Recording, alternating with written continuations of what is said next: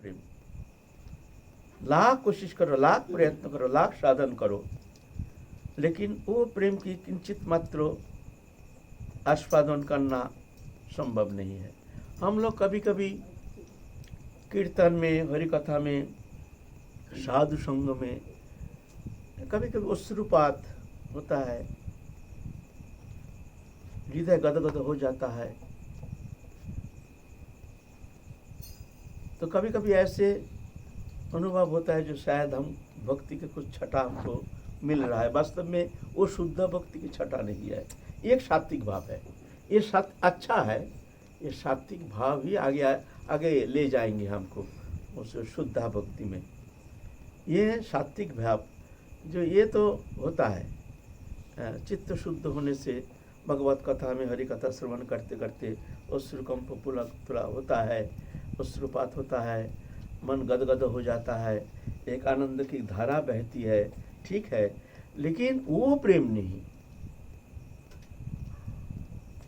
जिस प्रेम प्राप्ति के लिए हम सब छोड़ छाड़ के वृंदावन में आए हैं, राधा रानी के चरण शरण लेकर के, गुरु पदाश्रय करके, गुरु कृपा को आश्रय करके हम ब्रज में आए हैं। तो ये पहले साधन भक्ति, फिर भाव भक्ति, फिर प्रेम भक्ति,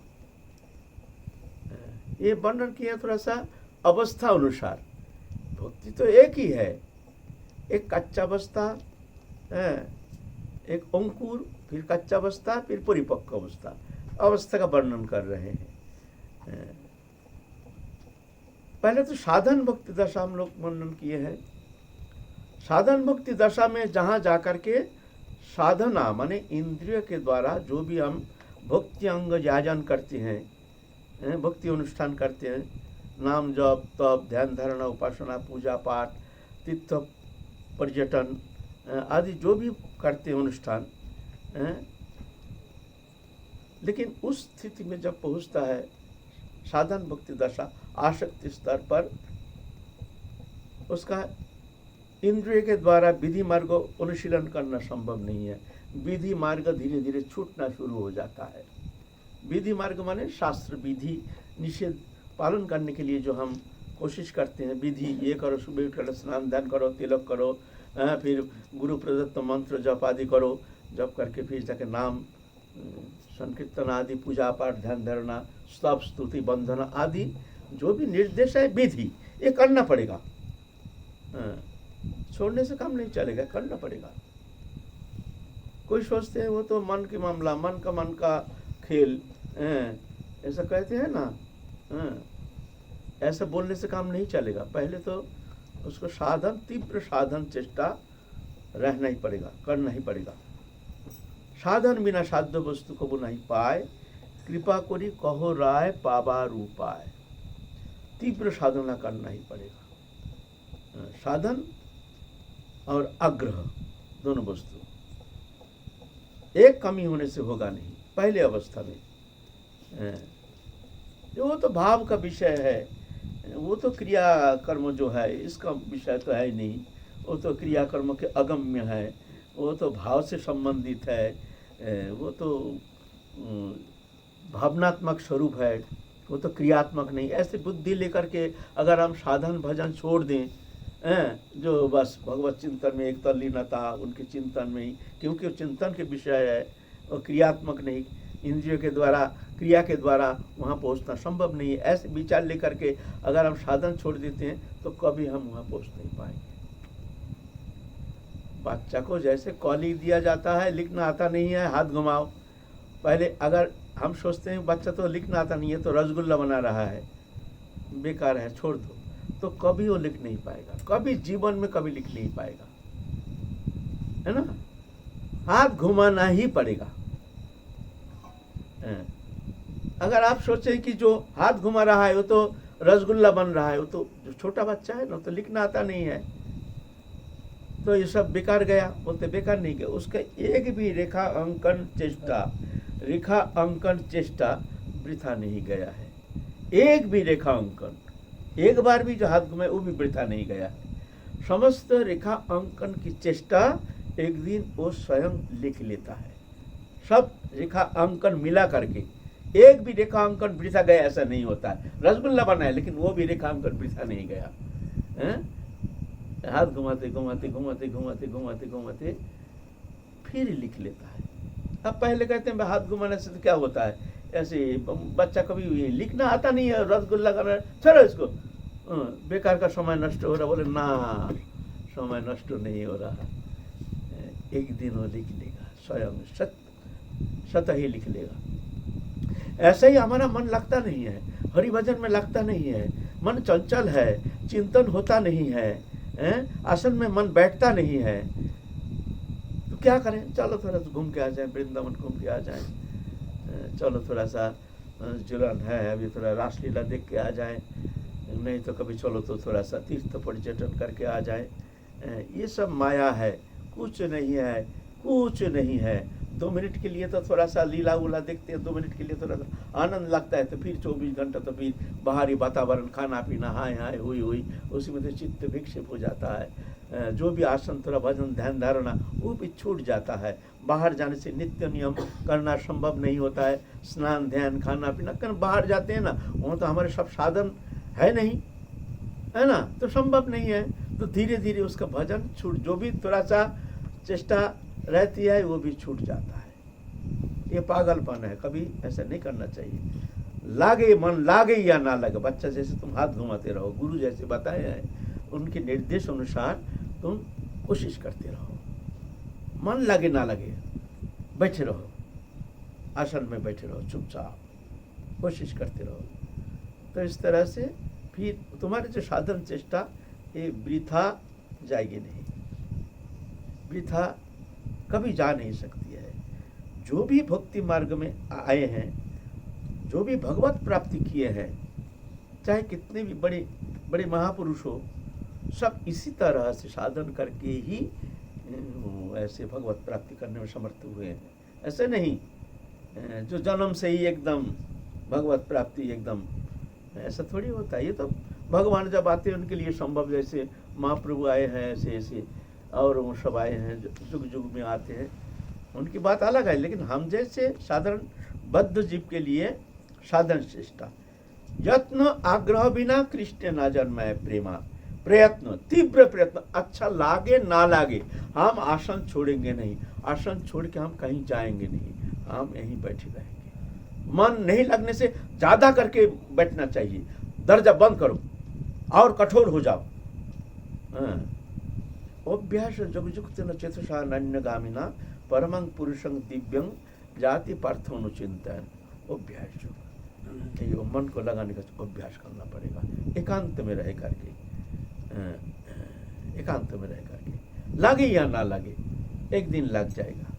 अगर तुम सोचोगे हमारा मन लगता नहीं, वृथा हम समय ऐसे बैठे आसन में, मन कहाँ कहाँ भाग रहा है, तो अगर तुम कब जब मन लगेगा तब हम भजन करेंगे ऐसे आशा लेकर के तुम घूमते रहोगे, तो जीवन में कभी तुम भजन नहीं कर पाओगे, कभी तुम्हारा मन लगेगा नहीं। ये सत्य है, लगे रहना है ना?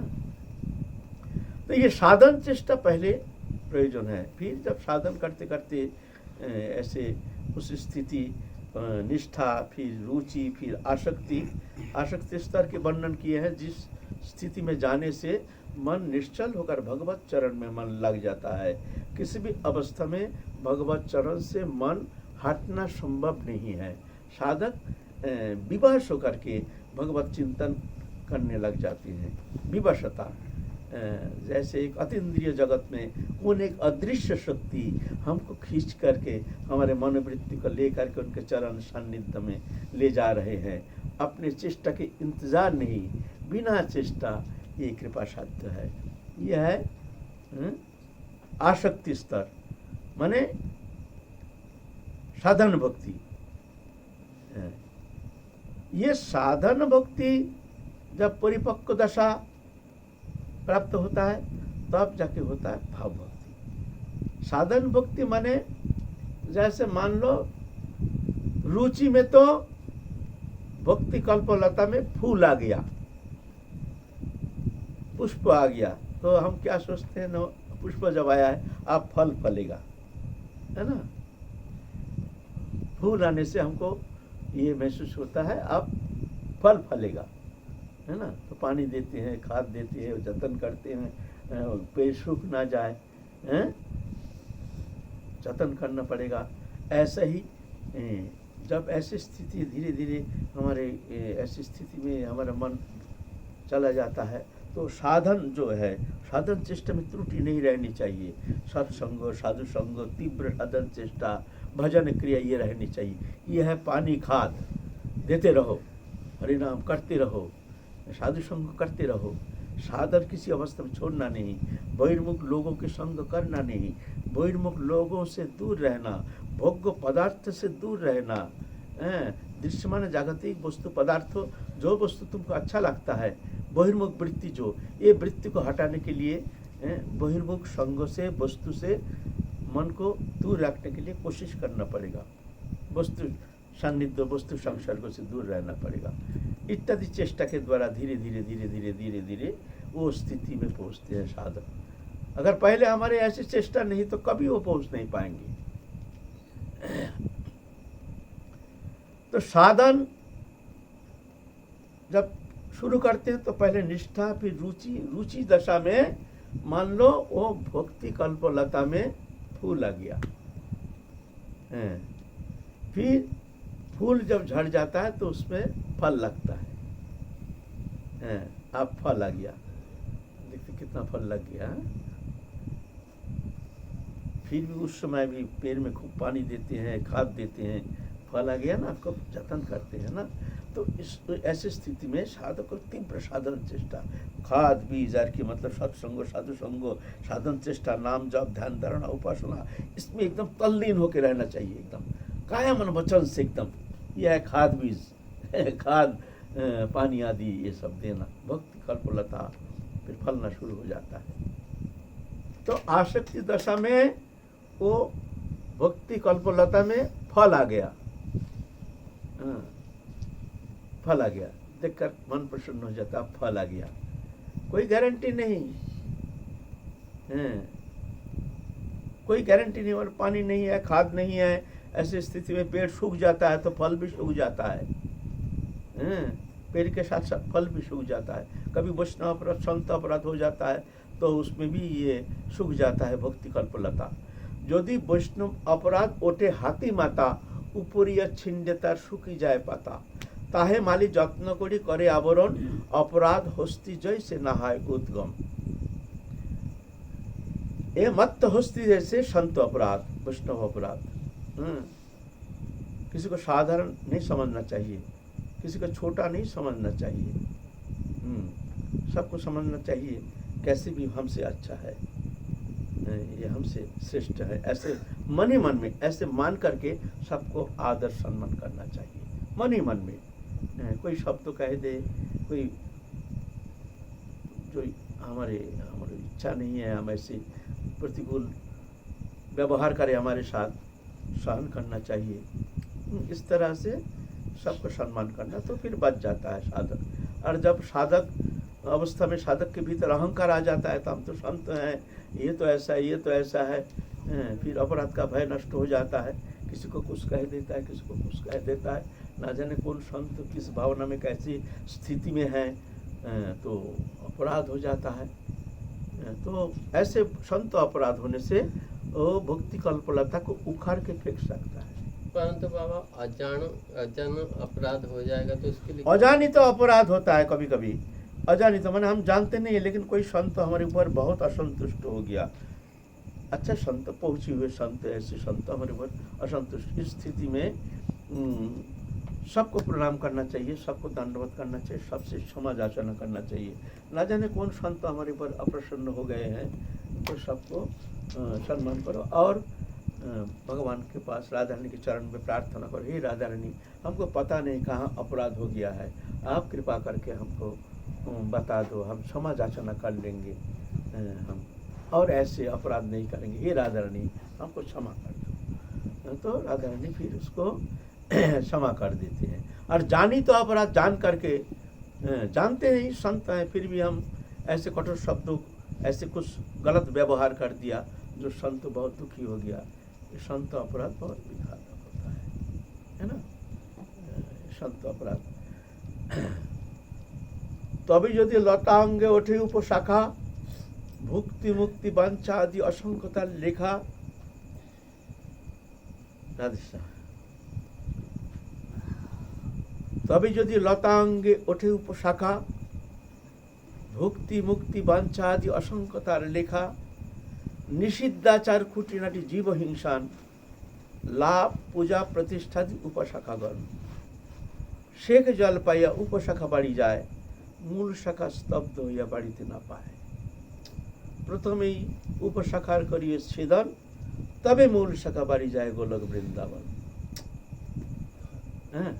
तो बोलते हैं भक्ति कल्पलता। जब भजन करते करते गुरु कृपा से, संत कृपा से, महत कृपा से, राधा रानी की वही की कृपा से जब भीतर में उसका अंतःकरण शुद्ध हो जाता है, तो उसके भीतर ये भक्ति की अंकुर उद्गम होता है, शुद्ध भक्ति के उद्गम होता है।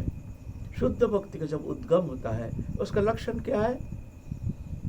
हम कैसे जानेंगे हमारे भीतर शुद्ध भक्ति की थोड़ा सी छटा थोड़ा उद्गम हुआ है राधा रानी की कृपा से? क्या दो बूंद अश्रु? नहीं, ये नहीं, ये नहीं। हृदय गदगद हो जाना? नहीं, ये भी नहीं। तो कैसे समझेंगे हमारे हृदय शुद्ध हो गया? तो उसका प्रथम लक्षण है जो स्वाभाविक हमारे मन भगवत चरण में संलग्न हो जाता है बिना चेष्टा। हमारे जैसे अभी बहिर्मुख वृत्ति, मन स्वाभाविक विषय में लग जाता है। भजन करने के लिए थोड़ा कोशिश करते हैं, बैठे हैं, कोशिश करते हैं, मिनट में मन भाग गया, बम्बई चला गया, दिल्ली गया, फिर वहाँ से खींच खास के लाते हैं, अरे दूर, हम तो भजन करने बैठे हैं, ऐसे फालतू चिंता करने का तो समय नहीं, उचित भी नहीं है। तो फिर लगाते हैं, फिर 2 मिनट पीछे उनको ख्याल नहीं कब मन भाग गया, फिर और एक जगह कोई काम में लग गया। ये स्थिति है, स्वाभाविक स्थिति है, ये कोई दोष नहीं है, ये पूर्वकृत कर्म संस्कार, ये कोई दोष नहीं है, ये स्वाभाविक है, होता है। तो उस स्थिति में जब हृदय शुद्ध होता है, तब जाकर के भगवत चरण में स्वाभाविक मन लग जाता है। वहाँ से मन हटता नहीं किसी अवस्था में। कोई विषय चिंतन करने के लिए भगवत चरण से मन को हटा करके हमको चिंतन करने के लिए चेष्टा करना पड़ता है। जी, ये क्या कह रहे हैं, क्या बात है, क्या कर्म करना है। फिर थोड़ा चिंतन करने का कोशिश किया, फिर भाग गया, फिर भाग गया। स्वाभाविक भगवत चरण में मन संलग्न हो जाता है बिना चेष्टा, ये स्थिति आ जाती है। दिन रात ऐसी स्थिति रहती है। यह है साधन भक्ति दशा। ये भी निरापद नहीं है। ये भी ये नहीं समझता जो आप निरापद भूमि में पहुंच गए हैं, ऐसे भरोसा नहीं करना। ठीक है, अच्छा है, ऐसी स्थिति होना बहुत अच्छी है। विषय दृश्य मन जागतिक वस्तु पदार्थ से मन हट जाता है, अच्छा नहीं लगता है, ठीक है, अच्छा है, सुंदर है, लेकिन ये भरोसा नहीं करना कि हमारे मन की स्थिति यहीं रहेगी। सावधान रहना चाहिए। पहले वैष्णव अपराध से बचे रहना, ये भक्ति कल्पलता जो है, ये वैष्णव अपराध से विशेष करके बचे रहना पड़ेगा। और वैष्णव अपराध से बचे रहने के लिए हम प्रयत्न करते हैं, साधन करते हैं, ठीक है, लेकिन उपशाखा भी बहुत सारे हैं इसके ऊपर। कभी कभी लता के ऊपर ये अमर बेल है ना, वो छा जाता है। कभी कभी क्या होता है, पेड़ को नष्ट कर देता है, सुखा देता है, उसका रस को शोषण करके वो पुष्ट होता है और पेड़ को सुखा देता है। ऐसे ही भजन करते करते कभी हमारे भीतर ऐसे उपशाखा पैदा हो जाता है। भुक्ति मुक्ति वांछा आदि असंख्य तालिका। भुक्ति मुक्ति वांछा, भुक्ति वांछा, भोग इच्छा, ये चाहिए, आश्रम चाहिए, मंदिर चाहिए, वो चाहिए, मकान चाहिए, दुकान चाहिए, मान पूजा प्रतिष्ठा, ये सब सुप्त रूप में हमारे भीतर आ करके बैठ जाता है। और हम वो भक्ति मान करके, ये भक्ति देवी की कृपा है, राधा रानी की बहुत कृपा है, राधा रानी हमारे द्वारा कुछ मंगल कार्य कराना चाहते हैं, इसीलिए ऐसे धारणा लेकर कभी कभी उसमें लिप्त हो जाते हैं। कभी तो लोक कल्याण मूलक कार्य में लिप्त हो जाता है, कभी तो कोई आश्रम मंदिर निर्माण आदि सेवा कार्य में ये भक्ति मान करके इसी में लिप्त हो जाता है, तो धीरे धीरे साधक की जो प्रगति है वो रुक जाती है, फिर आगे बढ़ नहीं पाता है। ठीक है, ये तो हो जाता है, लेकिन हमको उस स्थिति में पहुंचना संभव नहीं होता है, वहाँ पहुंचना संभव नहीं होता। उसके लिए समस्त उपाधि वर्जित होना पड़ेगा। तो যদি লতাঙ্গে ওঠে উপশাখা ভুক্তি মুক্তি বাঞ্ছাদি অসংখ্যতার লেখা নিষিদ্ধাচার খুঁটিনাটি জীব হিংসন लाभ पूजा प्रतिष्ठा आदि उपशाखागण, ये सब उपशाखा लाभ पूजा प्रतिष्ठा सब मानते हैं, गिनते हैं, चुनते हैं, बड़े आदर करते हैं। महाराज आइए हमारे यहाँ, ये अनुष्ठान आपको थोड़ा जाना पड़ेगा। बड़े आदर करके माला पहनाते हैं, जय जयकारी लगाते हैं, हम भी फूल जाते हैं, अपने आप को समझते हैं हम बहुत बड़े हैं, हम बड़े भजनानंदी हैं, देखो कितना सम्मान कर रहे हैं। तो समझ लेना तुम्हारा पतन का समय आ गया। अगर तुम्हारा मन में ऐसी स्थिति आ गई है, अगर थोड़ा सा भी तुम्हारे मन में ऐसे भावना आ गई है, उसमें तुमको अच्छा लगने लगा, तो समझना अब तुम्हारी गाड़ी रुक जाएगी, गाड़ी आगे चलेगी नहीं, रुकना नहीं है। कब तक? जब तक हम उस निरापद भूमि में नहीं पहुंच रहे हैं, जब तक आराधना के निबिड़ सान्निध्य सेवा प्राप्ति कर नहीं पा रहे, तब तक हमको रुकना नहीं है। चाहे अनंत कोटि ब्रह्मांड के समस्त सुख समृद्धि क्यों ना आ जाए, हम पीछे मुड़ के देखेंगे नहीं। तो जाकर के बाधा आएगी, ऐसे थोड़ी है जो भजन करते करते तुम एकदम पहुंच जाओगे, बहुत सारी बाधा आएगी, लेकिन ये बाधा को अतिक्रमण करके तुमको जाना पड़ेगा। लाभ पूजा प्रतिष्ठा ये सब भयानक बाधा है। इसमें महाराज जी साधक अपने पुरुषार्थ से इन बाधाओं को उल्लंघन करता है या कृपा से साध्य है? देखो, साधक निजी चेष्टा के द्वारा तो असंभव बात है वहां पहुंचना, ये तो कृपा साध्य है। लेकिन वो कृपा कब होती है? जब साधक अपना ये जो अपना कर्तृत्वपन, ये कर्तृत्वपन को समाप्त कर देता है। जो कर रहे हैं प्रभु की इच्छा, जो हो रही है प्रभु की इच्छा जान करके अनासक्त होकर के दृष्टा बन के देखते रहते हैं। दुख से अनुद्विग्न मना सुख से विगत स्प्रिया बीत राग भय क्रोधा स्थित धीर मुनि रुच्यते। दुख से अनुद्विग्न मना, दुख आने से घबराते नहीं है। सुखेशु विगत स्प्रिया, सुख आने से भौतिक सुख, उस सुख को आदर नहीं करते, क्योंकि ये भौतिक विषय है, इसको आदर करने की इसमें कुछ है नहीं। बीत राग, राग माने दृश्यमान जागतिक देहोदयी वस्तु पदार्थ के प्रति आसक्ति, इसको कहते हैं राग। बीत राग, जिसका ऐसे आसक्ति नष्ट हो गया है। भय, वस्तु नष्ट होने का भय। क्रोध, वस्तु प्राप्ति में बाधा आने से क्रोध पैदा होता है। हमको चाहते हैं, उसमें बाधा आ गया तो हमको क्रोध पैदा हो जाएगा, ये सब नष्ट हो जाता है। ऐसी स्थिति, ऐसे मन की ऐसी स्थिति होनी चाहिए। विशेष करके ये तो गुरु कृपा सापेक्ष है। बिना गुरु कृपा, अनन्य गुरु निष्ठा बिना शायद निज चेष्टा के द्वारा साधक ये बाधा अतिक्रमण करके निरापद भूमि में पहुंच जाएंगे। मेरा तो ऐसे विश्वास है ही नहीं, ऐसा तो विश्वास हमारा है ही नहीं। शास्त्र भी ऐसे ही कहते हैं। तो इसीलिए संत कृपा, महत कृपा, गुरु कृपा, कृपा माध्यम से साधक धीरे धीरे आगे निकाल जाता है। तो पहले साधन भक्ति दशा, जिस साधन भक्ति दशा में साधक का मन स्वाभाविक भगवत चरण में संलग्न हो जाता है, बिना चेष्टा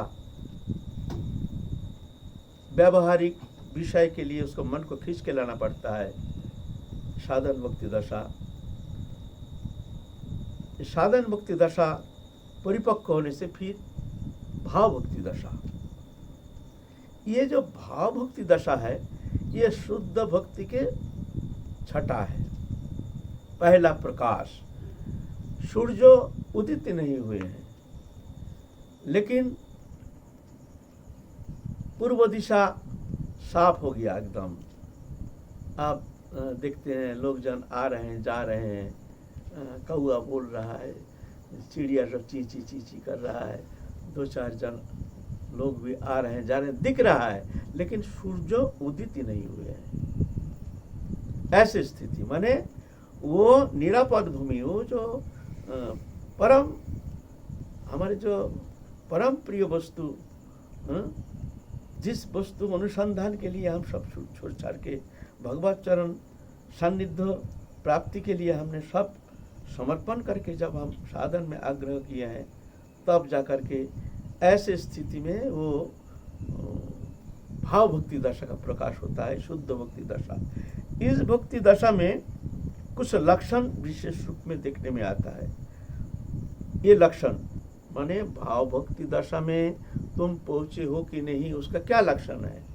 पहले साधन भक्ति दशा, साधन भक्ति दशा का 2 लक्षण, क्लेशग्नि शुभदा, अखिल क्लेश नाशक समस्त शुभ समाहार।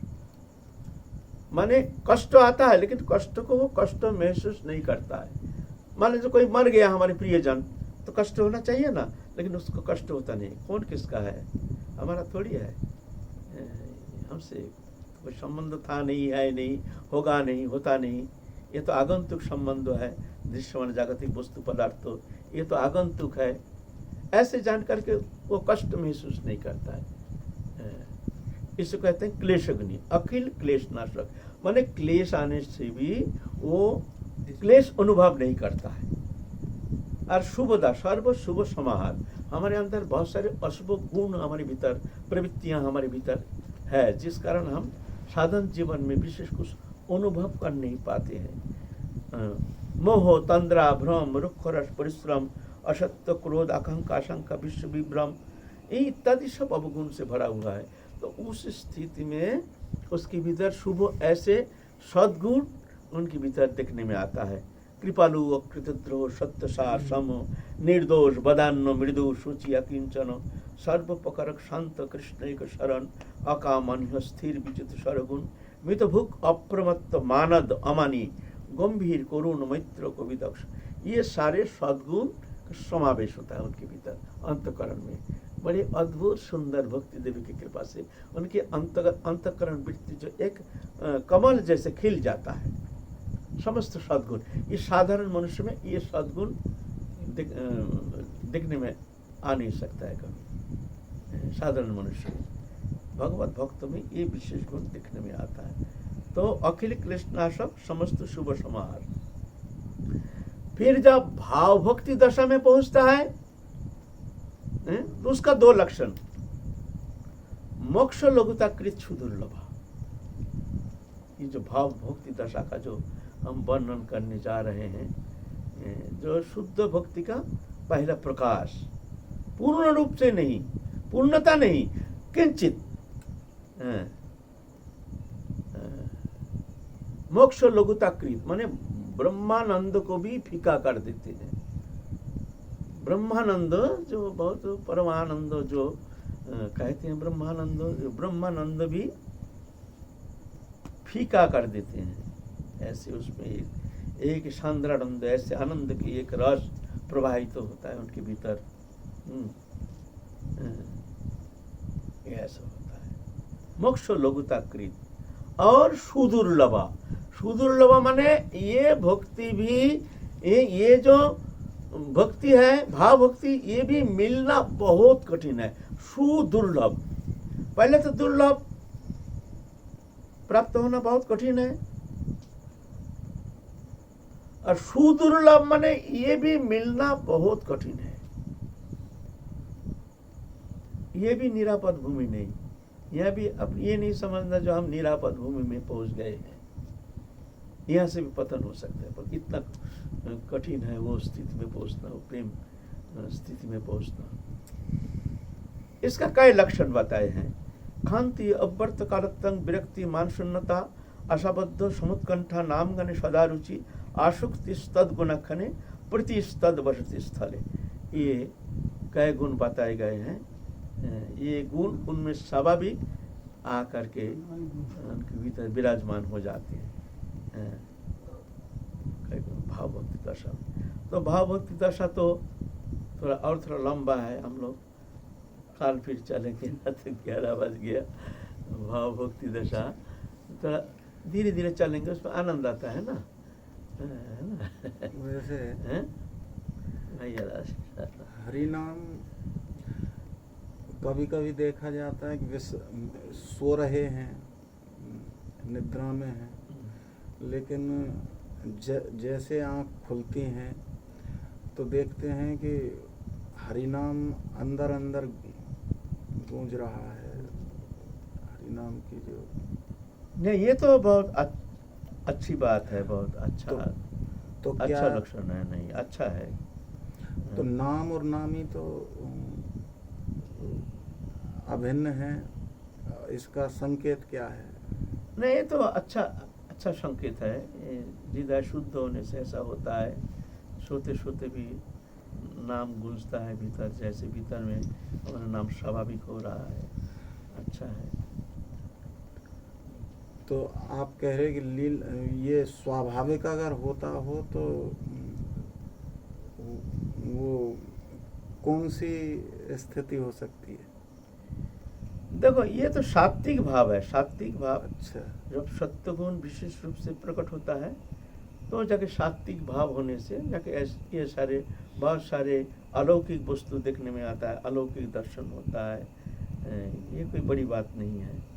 लेकिन वो जो भक्ति की जो शुद्ध भक्ति की स्थिति है वो इससे अलग है, हट करके और है।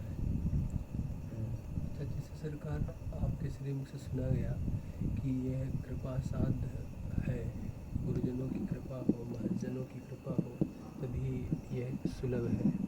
तो गुरुजनों की कृपा का स्वरूप क्या है प्रभु? देखिए,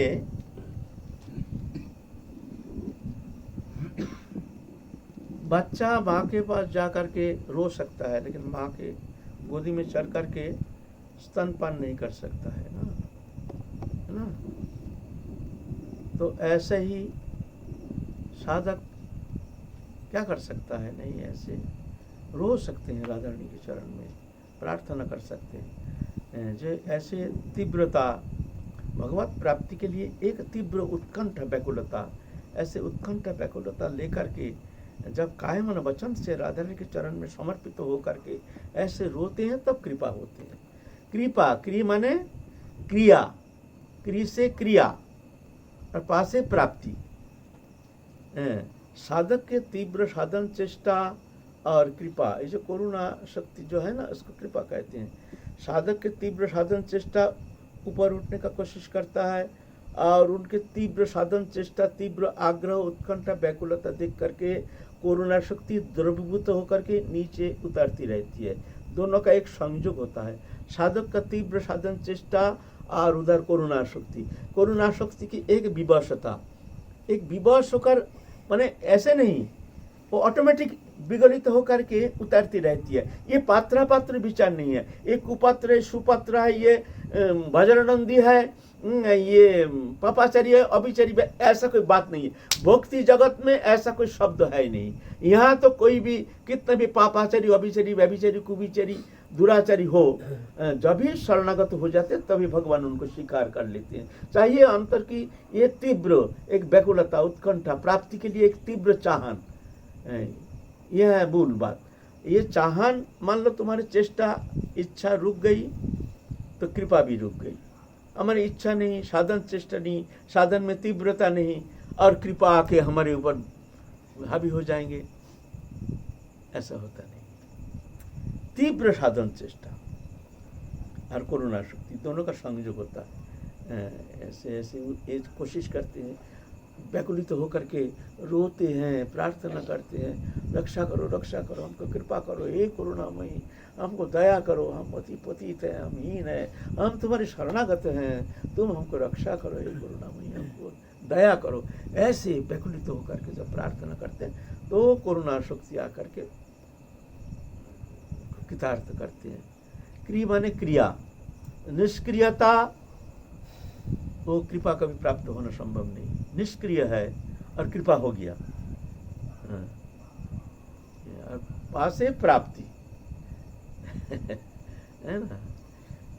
खैर कृपा तो अहितु की है, ये तो बात सत्य है, लेकिन तभी होती है जब जा करके ऐसे उनके भीतर एक उत्कंठित व्याकुलित हो करके जब तीव्र आग्रह के साथ जब प्रार्थना करते हैं तो कृपा हो जाती है। पात्र पात्र विचार नहीं। अपि चित सुदुराचार भजत मामनन्य भाग साधुरव सम्मंतव्य सम्मग भवसित ईश क्षिप्रं भवति धर्मात्मा सशांति निगच्छति कौन्त्यो प्रतिजानी न मे भक्त पुनश्यति। ऐसे दुराचारी भी मेरे शरणागत होने से अर्जुन तुम प्रतिज्ञा करके कह सकते हो मेरे शरणागत भक्त कभी नष्ट नहीं होता है, हम उसको नष्ट होने नहीं देते, है ना। चाहिए आग्रह, उत्कंठा, है ना।